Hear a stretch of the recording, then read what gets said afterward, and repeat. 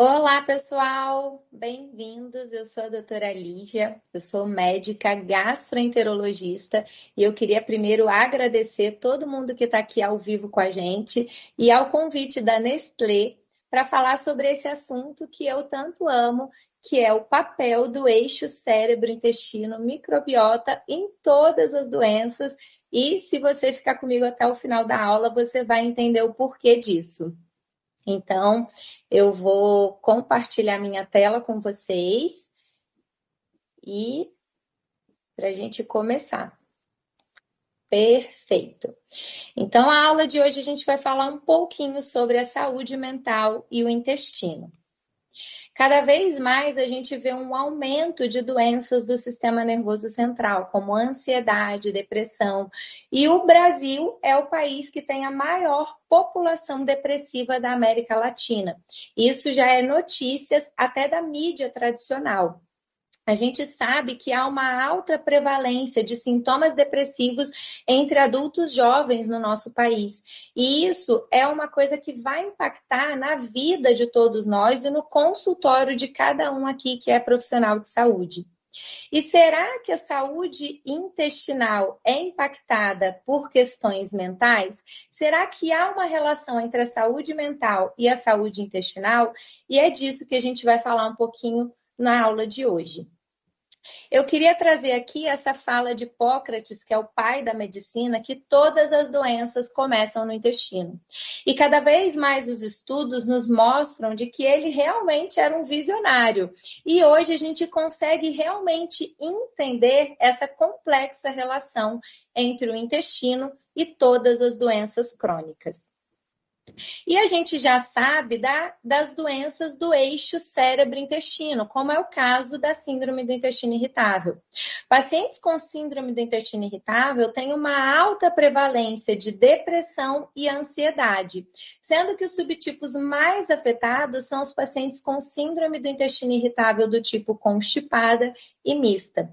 Cada vez mais a gente entende que esses pacientes que são portadores de síndrome do intestino irritável, eles têm uma complexa interação entre cérebro e intestino que vai muito além do estresse emocional.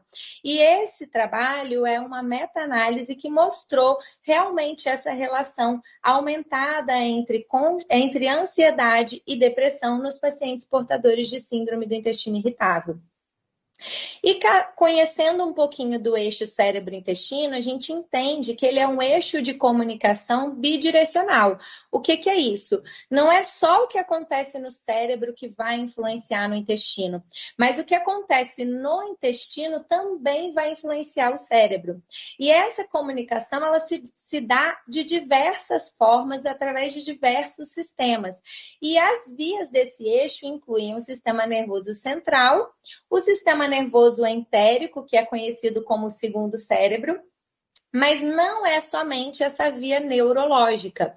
O tecido linfóide associado ao intestino, o eixo cérebro-intestino, o eixo hipotálamo-hipófise-adrenal, que é o eixo de regulação do cortisol, o sistema de sinalização hormonal e neuroendócrina que acontece no intestino e o sistema nervoso autonômico. Mas eu acho que faltou alguém nessa lista. E a gente não pode esquecer do microbioma, porque hoje os estudos já nos mostram que o microbioma é o principal motor da saúde ou da doença. A nossa microbiota, ela vai ser importante na absorção de nutrientes e vitaminas, ela vai ser importante no metabolismo e regulação hormonal, ela vai ser importante na modulação do nosso sistema imunológico, ela é um player muito importante nesse eixo de comunicação microbioma, cérebro-intestino, e ela vai ser muito importante nas doenças gastrointestinais e extraintestinais. Ou seja, o microbioma é importante na saúde e na doença. E a gente não pode esquecer dele quando a gente fala de doenças do sistema nervoso central. Aqui eu trouxe para vocês, quanto mais os estudos evoluem, mais a gente entende que diversas doenças crônicas já têm a sua assinatura microbiana, um padrão de desbiose que é típico daquela doença. E aqui eu trouxe alguns exemplos de doenças, entre doenças autoimunes, como a psoríase, a própria esofagite, a obesidade, asma, doenças inflamatórias, doenças ditas funcionais do intestino, como a síndrome do intestino irritável, mas inclusive em doenças cardiovasculares e câncer coloretal. A gente já entende que o padrão de desequilíbrio da microbiota está relacionado ao adoecimento. E muitas vezes, antes da manifestação clínica da doença, a gente já pode observar um desequilíbrio na microbiota intestinal que precede o desenvolvimento da doença. Então, é muito importante que a gente entenda o papel da microbiota no adoecimento do nosso paciente no longo prazo. Não importa de qual doença a gente esteja falando. E hoje a gente já tem estudos que linkam a desbiose a diversas patologias, entre elas a depressão, a ansiedade, autismo, outras doenças do sistema nervoso central, doenças degenerativas e neurodegenerativas, doenças alérgicas e imunomediadas, doenças intestinais, doenças do metabolismo como obesidade, diabetes, autoimunidade, há uma grande relação de desbiose e doenças imunomediadas e mesmo ao câncer, seja ele um câncer de intestino ou qualquer outro tipo de câncer. Então, não dá para um profissional de saúde nos dias de hoje ignorar o papel do intestino em qualquer doença crônica. E quando a gente fala de desbiose, esse termo que se tornou até popular hoje em dia nas redes sociais, nas conversas e mesmo na mídia leiga, a gente tem que entender que desbiose não é tudo igual. Desbiose não é igual virose. Eu lembro que quando eu era criança, a gente ia no médico, qualquer coisa que você tivesse, se fosse desde um espirro até uma diarreia, você recebia o diagnóstico de virose. E quando eu entrei na faculdade de medicina, eu ficava me perguntando, gente, mas qual que é a lógica de eu virar para um paciente, seja qual for a queixa dele, falar que ele tem uma virose? E depois eu entendi que a gente se refere à virose porque a virose é uma condição que vai se curar sozinha, independente, inclusive, da ação do médico. Mas quando a gente fala de desbiose, desbiose não é igual virose, que não importa de onde isso está vindo. A gente tem que entender que existem diversos tipos e padrões característicos de desbiose, que é o desequilíbrio da nossa microbiota, do microbioma intestinal, que é esse microambiente que habita no nosso intestino. A homeostase é o equilíbrio, e isso a gente precisa falar. Eu não tenho que ter 100% das minhas bactérias intestinais sendo bactérias boas, bactérias que me ajudam. A grande maioria delas, na verdade, são bactérias comensais, que são aquelas bactérias que estão ali ocupando espaço. Mas esse ocupar espaço é muito importante. Quando a gente tem desbiose, a gente tem a perda desse equilíbrio. E essa perda, ela pode se caracterizar por um excesso de bactérias patobiontes, que são as bactérias que têm um comportamento inadequado, aqui representadas pelas bactérias vermelhinhas, que podem estar aumentadas, né, com uma proporção desregulada. E quando a gente fala de microbiota, a gente fala muito de proporções. A gente pode ter uma desbiose por perda de micro-organismos benéficos, as bactérias consideradas marcadoras de saúde intestinal, bactérias essas que nos ajudam tanto na produção de vitaminas que vão ser aproveitadas pelo nosso corpo, quanto na produção de substratos que vão garantir o equilíbrio da barreira do meu intestino. E eu posso ter um tipo de desbiose que talvez seja o pior tipo de desbiose, que é a desbiose por baixa diversidade. É importante que eu tenha uma grande diversidade de micro-organismos no meu intestino. Bons, ruins, a gente nem chama elas de boas ou ruins, mas entender que a diversidade de micro-organismos é característica de uma microbiota saudável. Quando eu tenho perda de diversidade, eu deixo a minha microbiota menos resiliente e mais suscetível a um fator agressor. Esse paciente que tem baixa diversidade, ele tem maior risco de pegar um quadro infeccioso e ter uma evolução mais grave. Ele tem mais risco de ter o supercrescimento, por exemplo, de bactérias no intestino delgado. Ele tem mais risco de ter um aumento dessas bactérias consideradas patobiontes e mesmo de fungos e de outros micro-organismos. Então, quando a gente fala de disbiose, é um termo genérico e a gente precisa entender que nem toda disbiose é igual. E a gente precisa entender que o desenvolvimento do nosso microbioma, ele acompanha o desenvolvimento do nosso sistema nervoso central, do nosso cérebro. E é muito bonita essa imagem porque ela mostra exatamente numa linha do tempo como acontece esse desenvolvimento. Então, assim que a gente nasce, a gente já começa a ser colonizado por micro-organismos, e essa primeira colonização vai ser muito impactada pela via de parto, pelo tipo de aleitamento, pelo contato do bebê com a mãe, esse contato pele a pele, esse contato próximo. Essa microbiota, ela vai se diversificando e vai atingir uma certa estabilidade quando essa criança já tem aí os 3 a 5 anos e vamos, na idade adulta, atingir uma estabilidade. Da mesma forma como a nossa microbiota se desenvolve de maneira exponencial aqui nos primeiros anos de vida, é o mesmo período da nossa vida em que a gente tem um desenvolvimento neuronal, com proliferação neuronal, com arborização dendrítica, com migração neuronal. O nosso sistema nervoso, ele está em completo desenvolvimento nesses primeiros anos de vida, que são os anos que a gente mais aprende, que a gente mais desenvolve de maneira mais rápida o nosso cérebro. Isso atinge também uma estabilidade durante a vida adulta e na terceira idade, enquanto a gente envelhece, é natural que a gente tenha uma perda neuronal, que a gente tenha sinapses que são perdidas, que a gente tenha a apoptose de células nervosas e isso, coincidentemente, é acompanhado de uma perda de diversidade microbiana. O nosso sistema nervoso, ele se desenvolve de forma muito parecida com o nosso microbioma. E isso não é uma coincidência. O eixo microbioma intestino-cérebro, ele já é conhecido, documentado, e ele vai sofrer influências da nossa dieta, porque o que a gente come é o que mais vai influenciar a formação da nossa microbiota. Ele vai sofrer influências da nossa genética e principalmente da epigenética, que são todos os fatores que a gente se expõe ao longo da vida. Ele vai sofrer influências do tipo de parto que nós nascemos, vai sofrer influência das exposições que nós temos, de toxinas ambientais, de poluição, de agrotóxicos, de medicamentos e na parte de medicamentos, eu queria trazer uma atenção especial ao uso indiscriminado de antibióticos e de medicamentos para tirar o ácido do estômago, os inibidores de bombas de próton.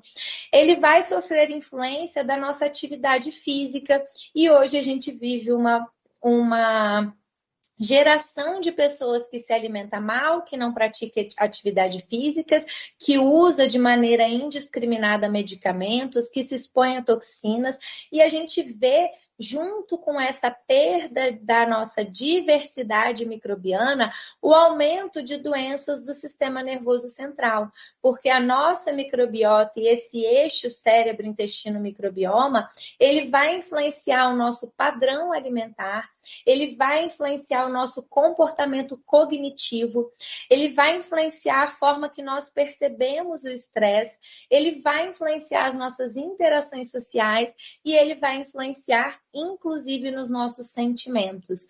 Então, é muito importante que a gente tenha clareza o quanto o nosso intestino é importante na modulação dos nossos sentimentos, do nosso comportamento e da nossa função cognitiva.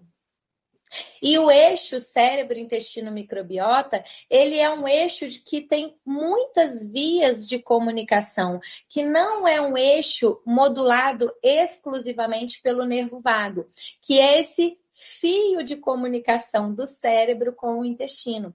Mas a nossa microbiota tem um papel muito importante nessa comunicação, seja através da produção de neurotransmissores, que a nossa microbiota é capaz de produzir, como o GABA, que é o neurotransmissor do relaxamento, seja através do metabolismo do triptofano, que é o substrato para a formação da serotonina, da melatonina.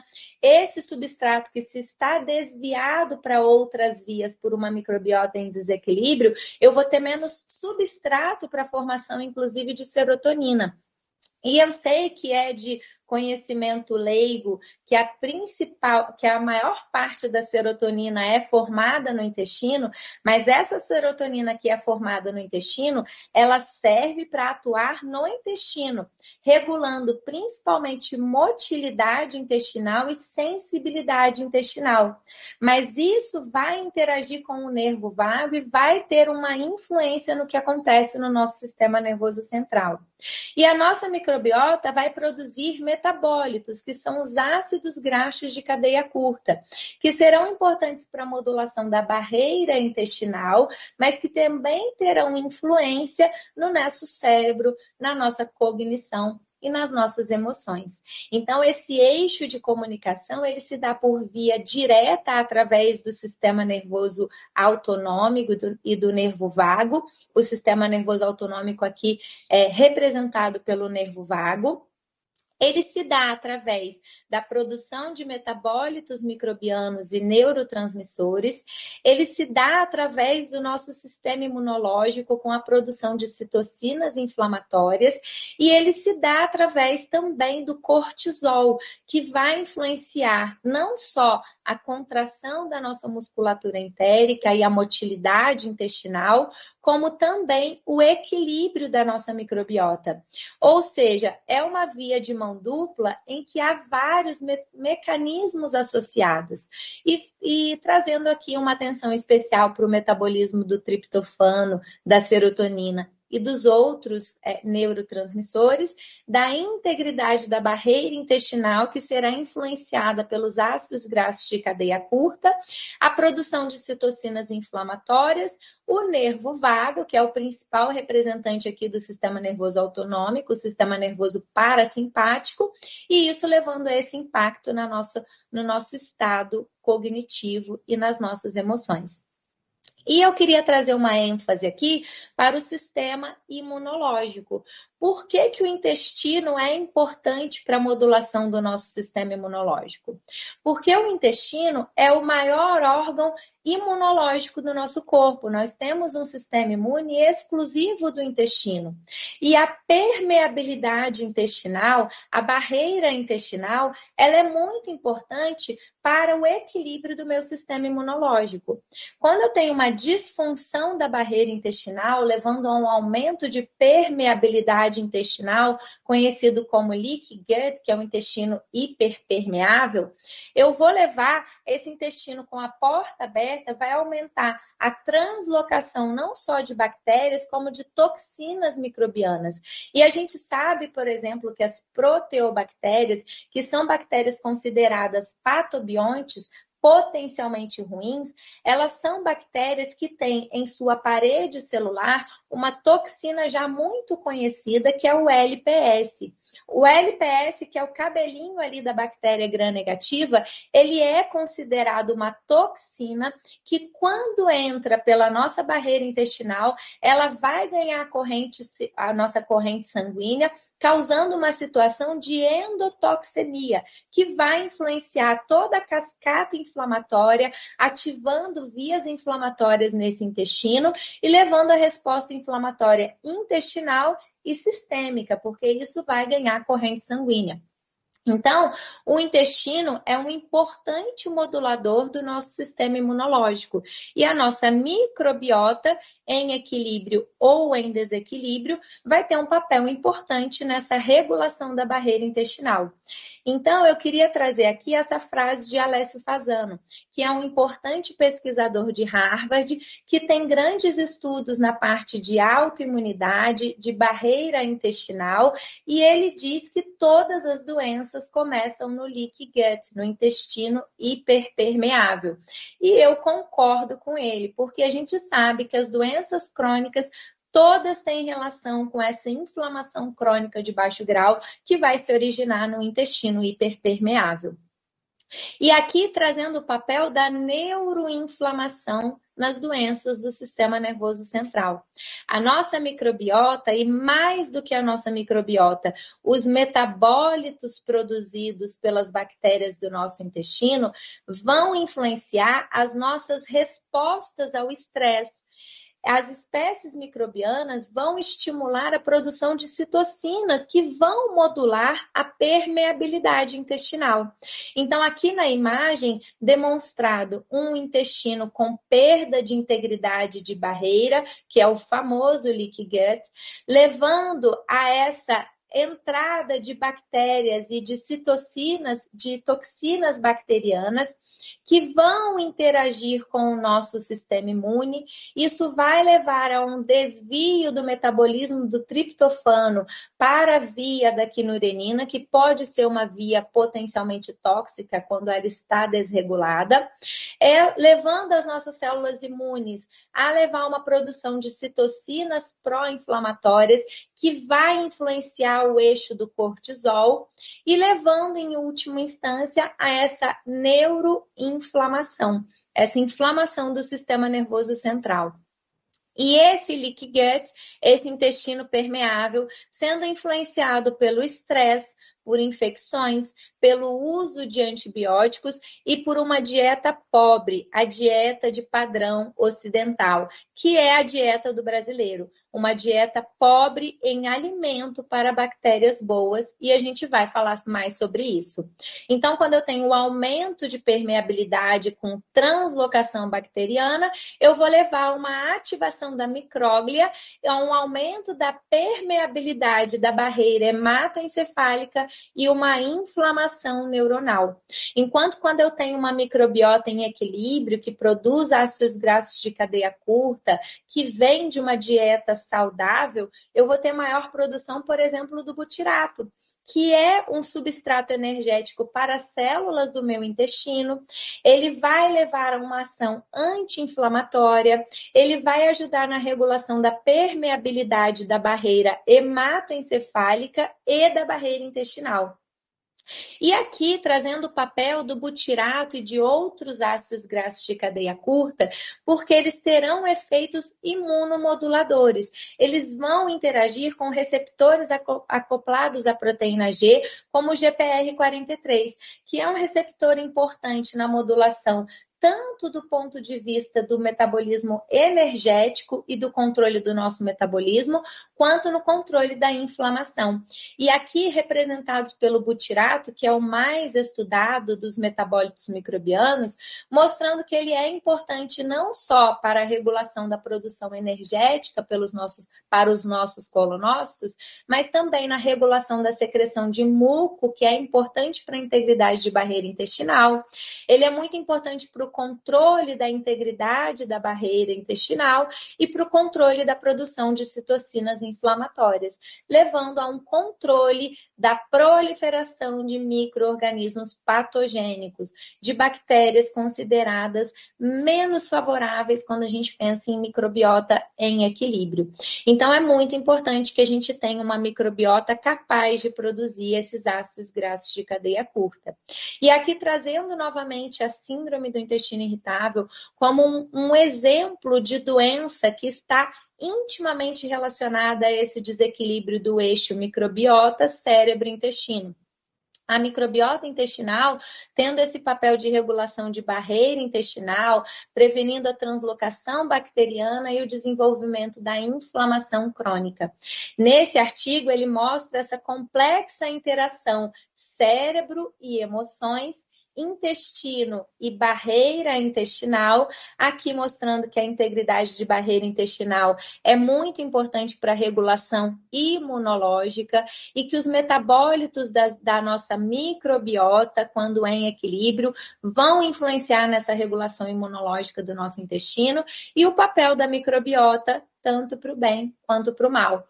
E nesse artigo ele cita que na síndrome do intestino irritável há uma ativação de mastócitos aqui, que são essas mast cells aqui. Os mastócitos, que são células do nosso sistema imuninato e que moram na barreira intestinal, levando à liberação de citocinas como interleucina 6 e interleucina 8, que são citocinas inflamatórias, levando a uma inflamação crônica de baixo grau, que é responsável pela hipersensibilidade visceral que esses pacientes têm.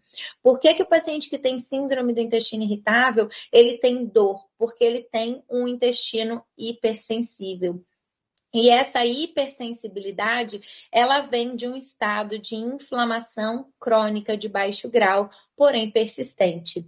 E quando a gente trata esses pacientes como uma dieta pobre em FODMAPs, que é uma dieta muito estudada no tratamento da síndrome do intestino irritável, a gente pode levar a uma redução da diversidade microbiana. E vocês já viram que baixa diversidade é talvez o pior tipo de desequilíbrio da nossa microbiota, porque isso vai levar a um comprometimento na produção de ácidos graxos de cadeia curta. E a gente já viu que o ácido graxo de cadeia curta é fundamental para a regulação imunológica e para a regulação da nossa barreira intestinal.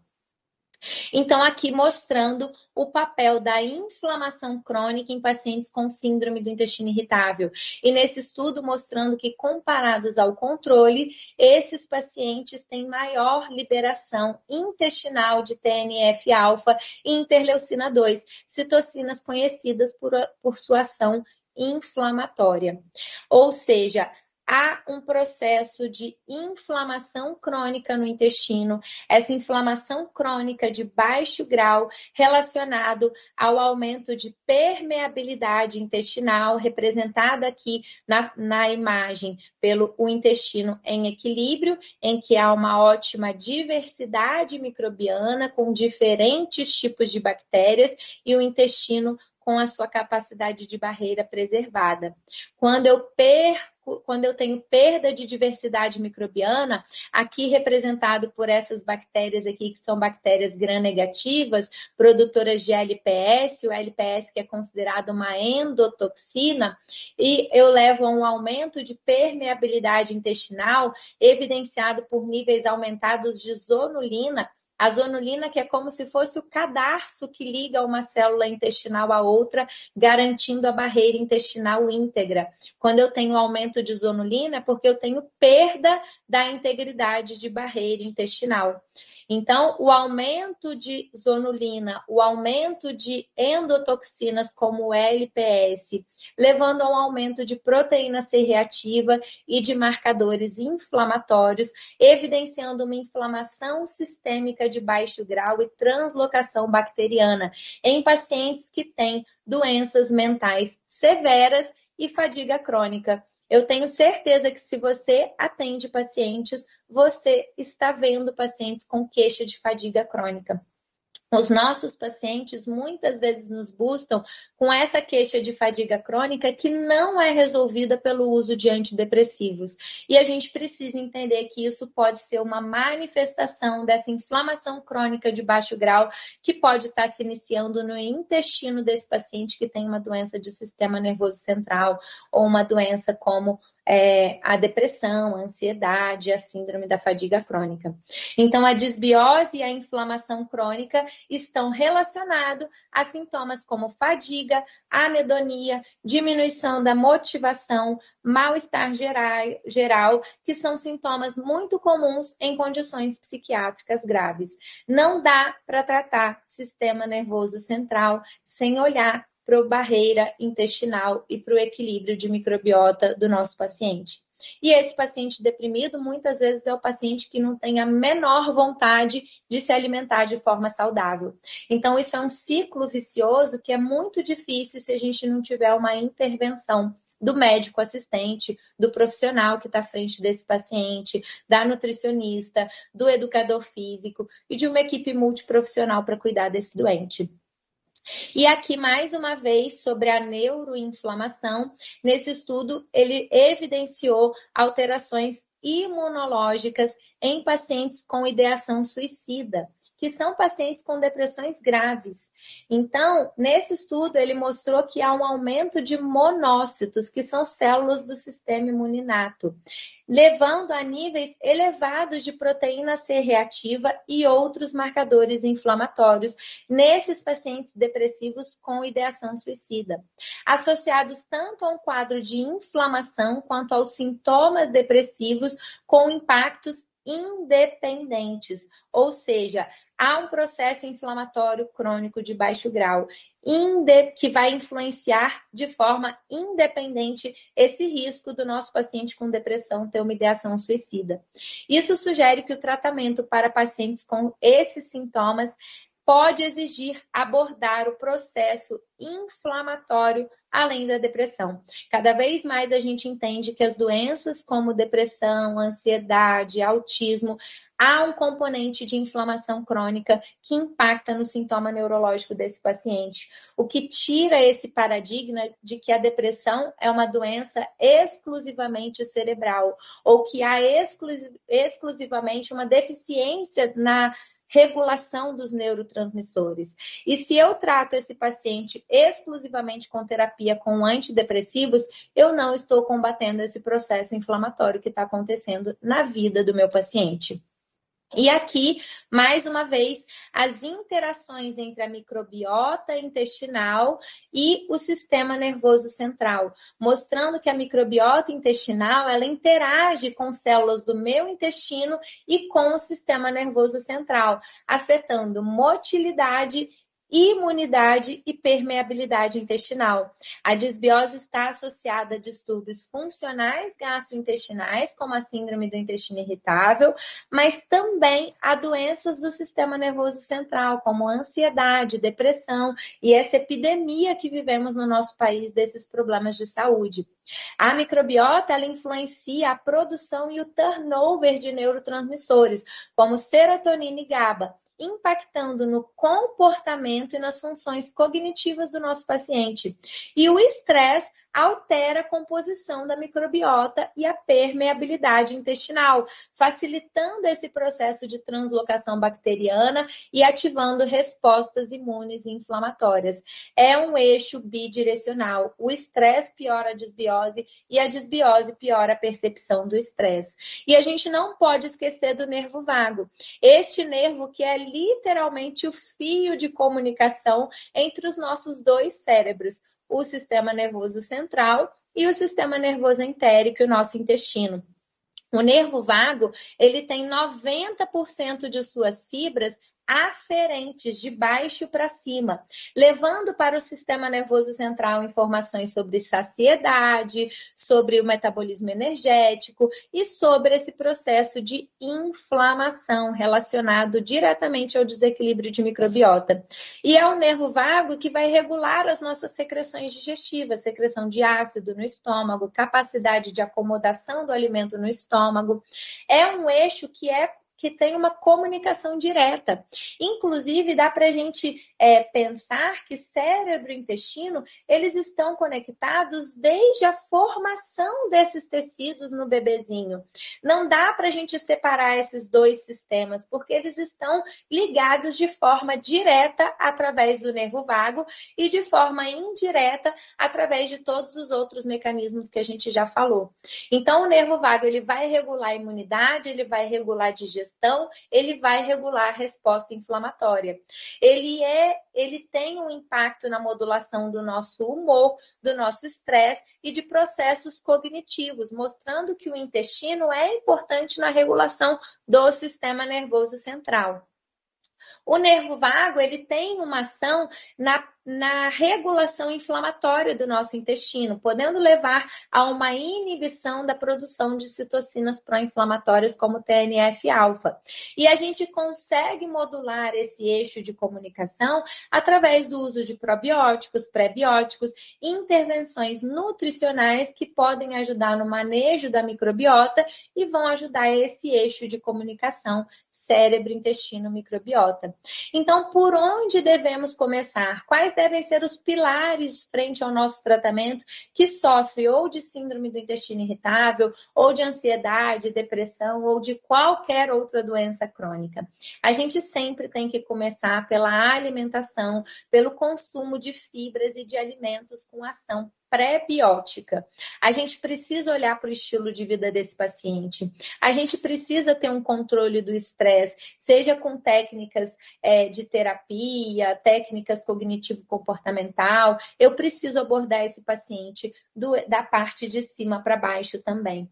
Eu preciso entender que esse paciente é um paciente cronicamente inflamado e que o controle da inflamação deve estar dentro das minhas estratégias terapêuticas. Eu preciso reduzir a exposição desse meu paciente a toxinas ambientais e antimicrobianos. E a suplementação e a medicação são um pilar também importante, mas não são o único pilar do nosso tratamento.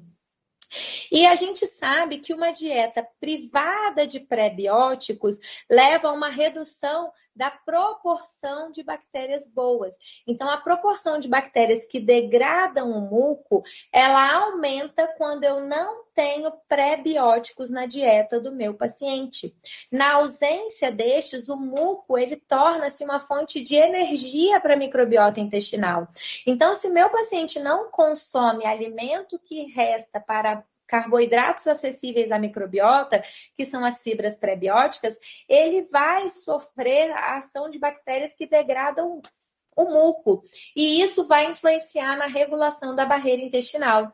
E as evidências mostram para a gente que cepas específicas contribuem para a regulação da integridade da barreira intestinal do hospedeiro, como é o caso da Akkermansia mucinifera, que é uma bactéria muito conhecida por sua ação na regulação de integridade de barreira e do metabolismo do nosso paciente.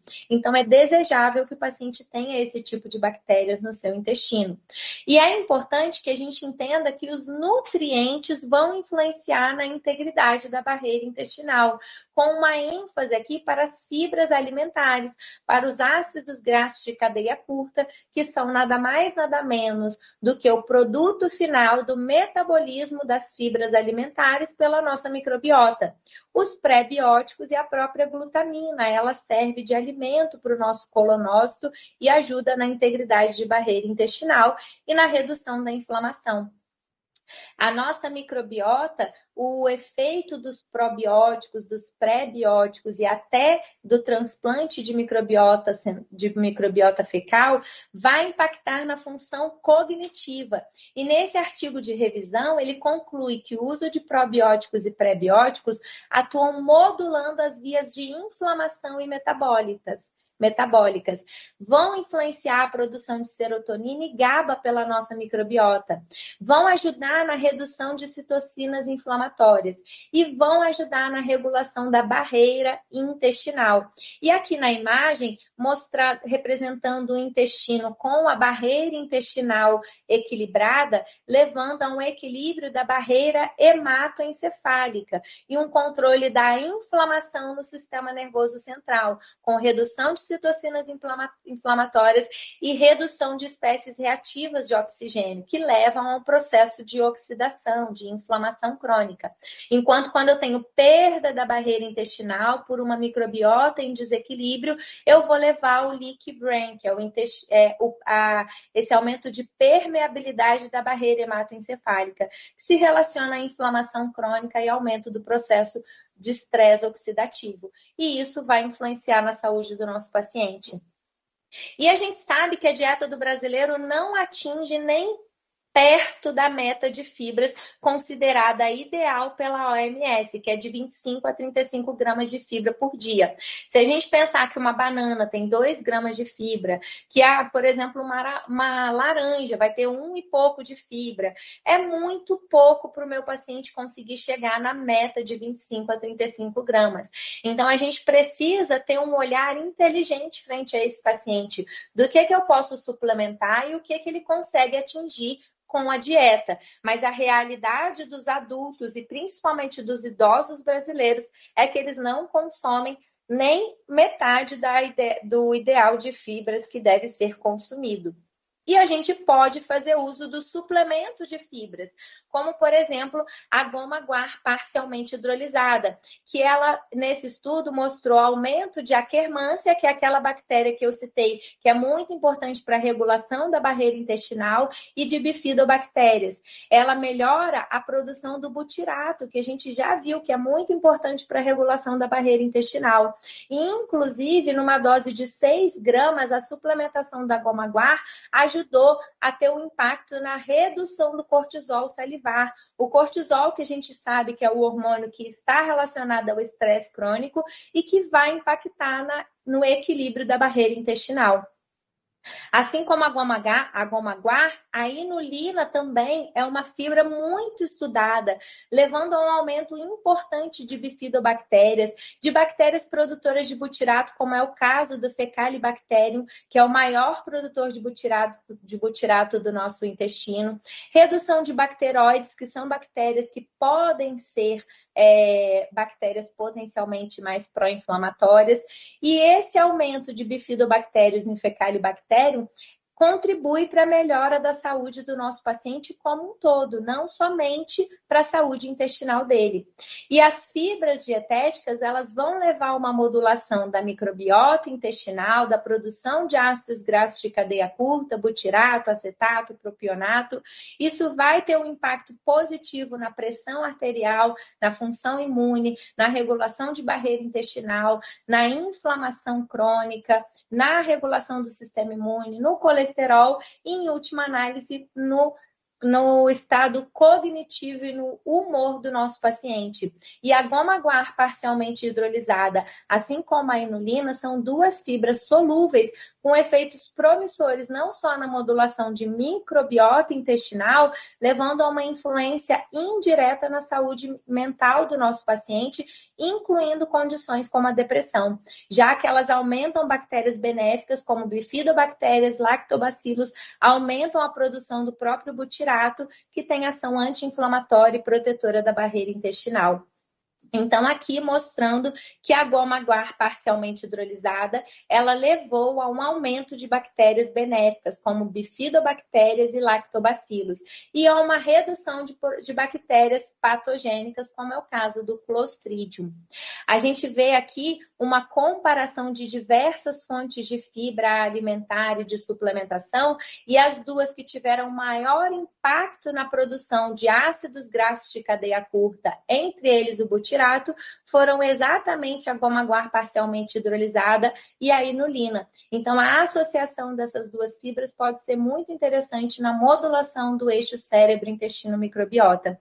Mas quando a gente está frente a um paciente, por exemplo, com síndrome do intestino irritável, a gente tem que entender que esse paciente é um paciente hipersensível, que esse paciente, muitas vezes, apesar dele se beneficiar da suplementação de fibras, por ele ser hipersensível, pode ser que ele não tolere a dose ideal de fibras. E é por isso que esse paciente se beneficia da dieta pobre em FODMAPs. Mas a gente já viu que a dieta pobre em FODMAPs, especialmente se levada no longo prazo, e sem um suporte de suplementação e dieta adequada, sempre com orientação de uma nutricionista, ela pode levar a uma perda da diversidade microbiana. Então, para esses pacientes que são mais hipersensíveis, aquele paciente que você passou a fibra e ele falou que ficou muito inchado, que piorou da distensão, para esse paciente começar com pequenas doses. Então, a gente começa com metade da dose, com bem pouquinho, e a gente vai induzindo uma tolerância nesse paciente,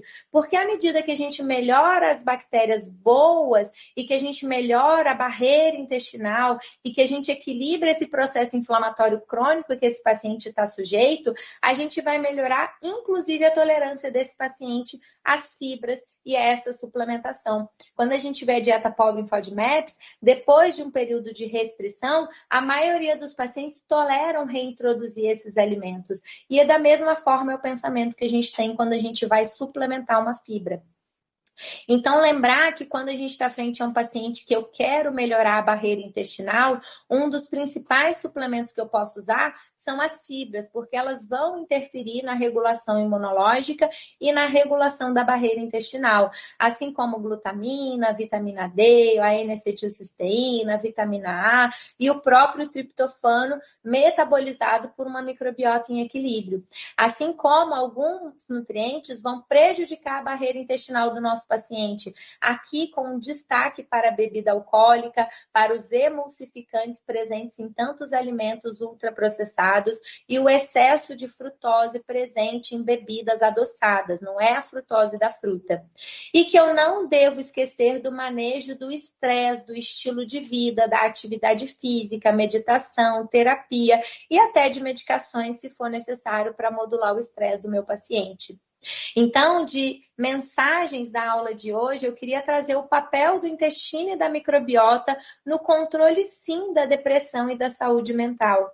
O papel da inflamação crônica de baixo grau que esse paciente está sujeito. E se eu não abordo esse processo inflamatório, se eu não melhoro essa barreira intestinal, eu não vou cuidar do meu paciente de forma integral. Lembrar da importância das fibras pré-bióticas no manejo da microbiota e da importância do estilo de vida, porque nenhum suplemento vai ser o suficiente para um paciente que tem um estilo de vida todo desregulado. Então, eu queria agradecer a atenção de vocês.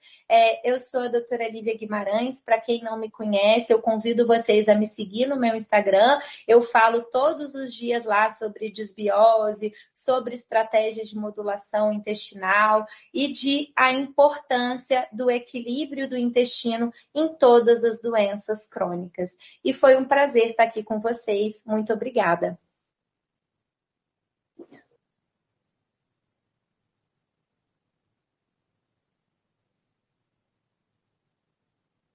Não estou te ouvindo. Oi, tá ouvindo agora? Agora estou te ouvindo. Boa, muito obrigado pela aula. A gente teve vários comentários bons aqui na live falando sobre. Agradecendo sua participação, enfim, o pessoal gostou bastante. E agora a gente tem algumas perguntinhas, tá? Eu vou te falar primeiro e você vai respondendo conforme você achar necessário, tá bom? Tudo bem.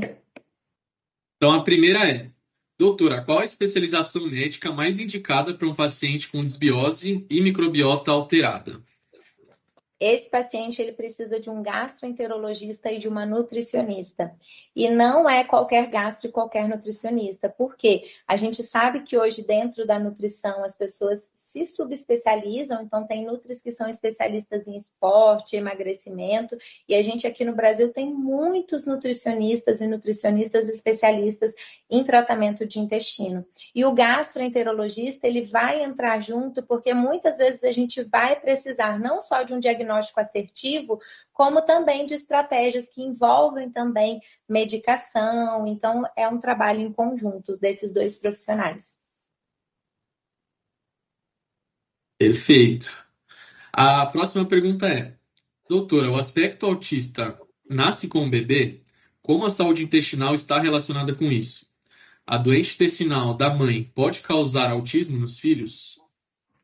Esse é um tema que tem muito estudo e a gente já sabe que a microbiota tem um papel, sim, no transtorno do espectro do autismo. Mas é muito simplista a gente achar que só a microbiota é importante numa doença que envolve muitos fatores, entre eles a genética. Então, a genética vai ter um papel, mas a gente sabe que para a maior parte das doenças, a genética não é determinante. E há, sim, um importante papel do desequilíbrio de microbiota, gerando esse processo de desequilíbrio do sistema nervoso central. E são crianças que muitas vezes têm seletividade alimentar, o que torna mais difícil o manejo de microbiota desses pacientes. Então, é muito importante essa conscientização da família, principalmente, de que a gente vai precisar de estratégias para conseguir diversificar, para conseguir melhorar esse equilíbrio de microbiota nessas crianças.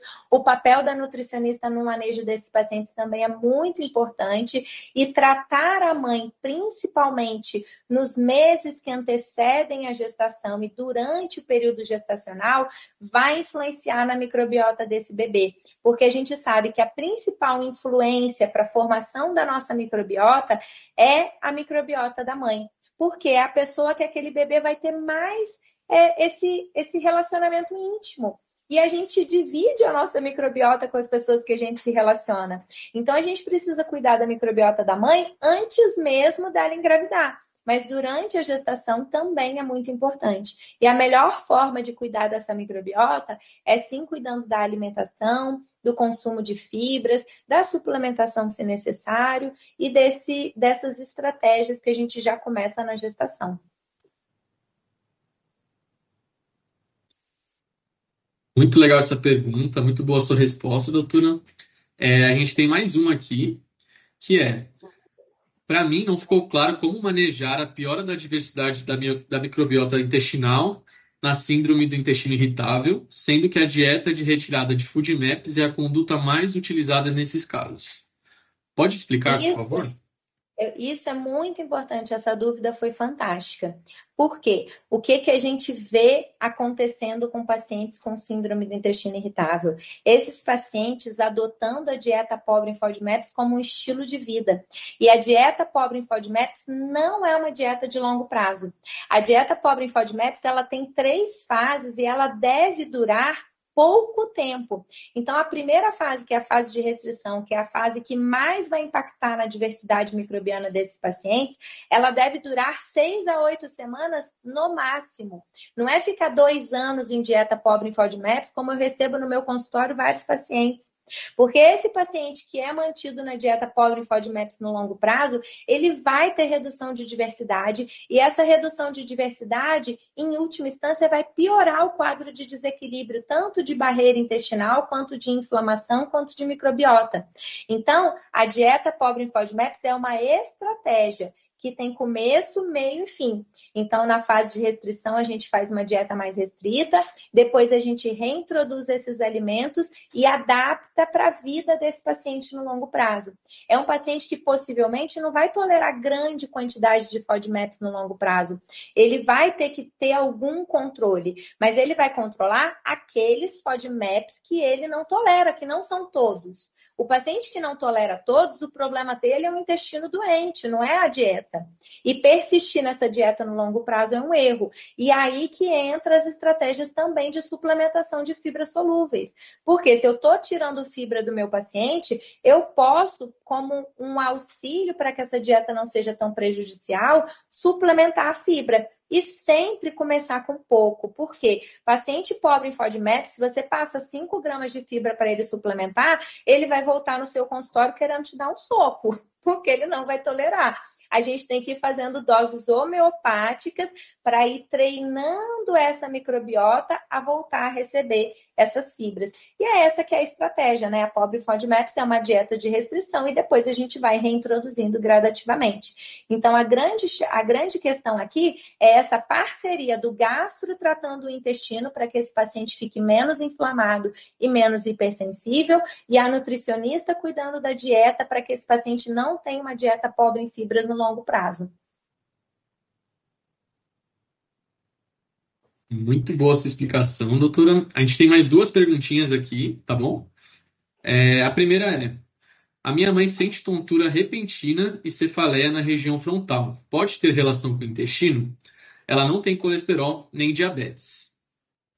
Bom, esses quadros de tontura e cefaleia, eles podem ser de alguma condição cerebral, por exemplo. Eu não sei se tem alguma disfunção aí da regulação dos vasos sanguíneos no cérebro, então é muito importante afastar se não tem alguma obstrução aí. Às vezes a pessoa não tem colesterol alto, mas pode ter um quadro obstrutivo.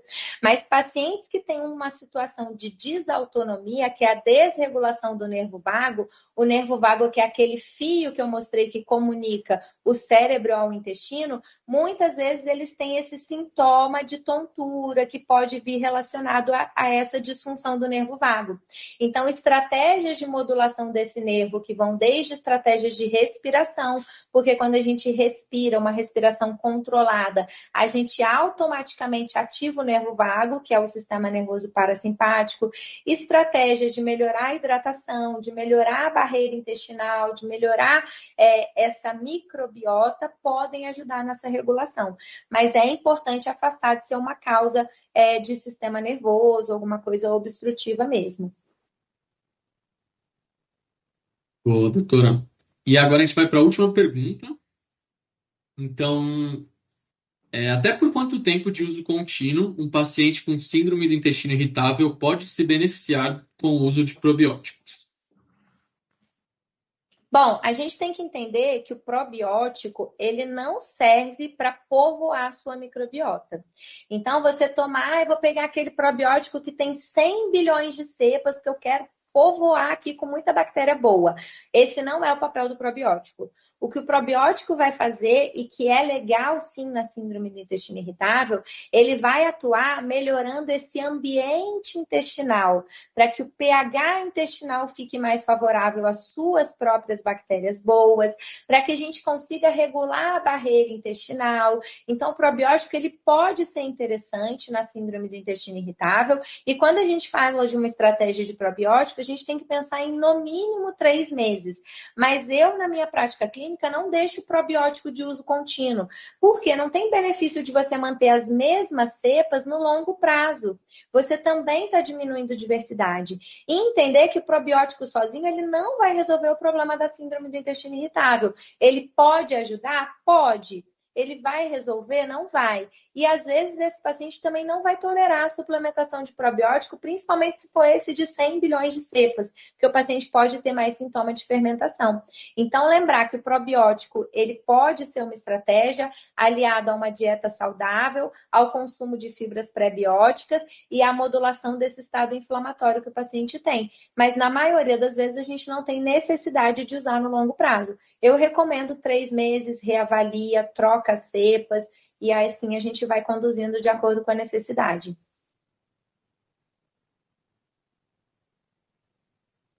Tá sem áudio, Yuri. Então, mas muito boa sua explicação. Obrigado pelas respostas das perguntas. Se você quiser se despedir, enfim, falar de novo com o público. Obrigada, pessoal, todo mundo que ficou aqui até o final. Obrigada pelas perguntas, foram perguntas realmente muito importantes. Eu estou disponível, se vocês tiverem alguma dúvida, quiserem algum dos artigos que eu citei, quiserem trocar uma ideia, só me chamar lá no meu Instagram, que vai ser um prazer conversar com vocês. E o meu Instagram é @doutora Lívia Guimarães. Bom, então acho que era isso, pessoal. Muito obrigado pela live, obrigado, doutora. O conteúdo vai ficar disponível aqui no Avante, então para quem quiser ver a aula gravada, vai conseguir também. E até a próxima aula.